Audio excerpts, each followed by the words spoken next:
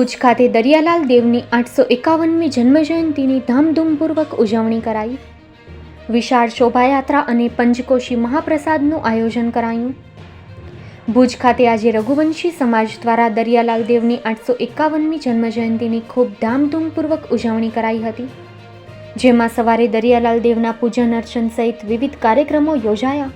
ત્યારબાદ બપોર બાદ ભુજના માર્ગો પર દરિયાલાલ દેવની વિશાળ શોભાયાત્રા નીકળી હતી। આ અંગેની માહિતી આપતા ભુજ લોહાણા જ્ઞાતિના અગ્રણી ડૉક્ટર મુકેશ ચંદે વિગતો આપતા જણાવ્યું હતું કે આજે દરિયાલાલ દેવની 851મી જન્મજયંતિની ખૂબ ધામધૂમપૂર્વક ઉજવણી કરવામાં આવી રહી છે। બપોર બાદ વિશાળ શોભાયાત્રા નીકળી હતી, જે ભુજના માર્ગો પર ફરી રઘુનાથજી મંદિરે પહોંચી હતી।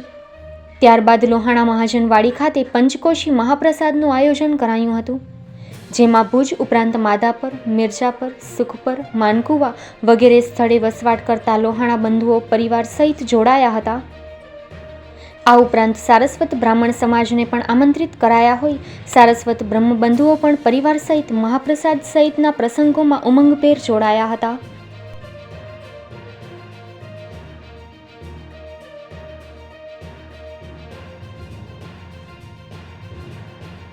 ઇષ્ટદેવ દરિયાલાલજીની 851મી જન્મજયંતિ રઘુવંશી સમાજ હર્ષ અને ઉલ્લાસથી ઉજવી રહ્યું છે।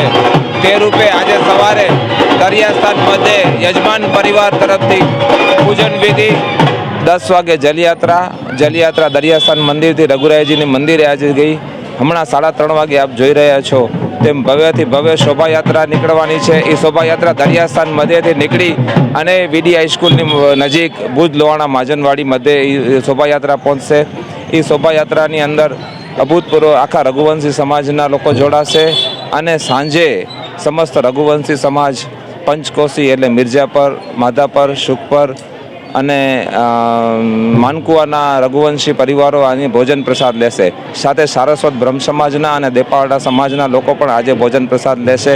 એટલે લગભગ 12,000 થી 15,000 લોકો આજે ભોજન પ્રસાદ લેવાના છે અને ત્યારબાદ 9:30 વાગે નંદલાલભાઈ છાંગા તરફથી નંદલાલભાઈ છાંગાની ભજન અને સંતવાણીનો કાર્યક્રમ રાખેલ છે। એટલે રઘુવંશી સમાજ આજે ઈષ્ટદેવ દરિયાલાલજીની 851મી જન્મજયંતિ હર્ષ ઉલ્લાસ અને ધામધૂમથી ભજવવા જઈ રહ્યું છે।